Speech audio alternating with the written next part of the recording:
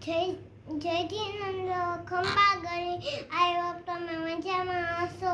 તમને ખબર છે સવારે હું મીઠી હતી પણ બ્લોગ બનાવવાનો ટાઈમ ન રહ્યો ને એટલે મતલબ હું સ્કૂલથી આવી ગઈ હતી. પછી રીંગણા ટમેટાનું શાક, રોટલી, અડદની દાળ, છાશ, પાપડ ખાધું. પછી એને હું લખીને પછી રાઇટિંગ કરીને પછી સૂઈ ગઈ. પછી સાંજે ઉઠી હવે બ્લોગ બનાવે છે દોસ્તો. પછી બ્લોગ બનાવીને પછી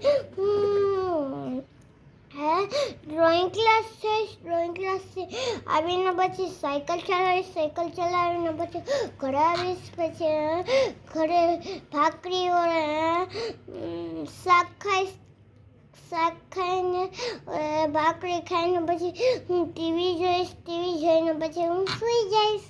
બાય. તમને ખબર છે મારી ચેનલને સબસ્ક્રાઈબ શેર કરો છો ને?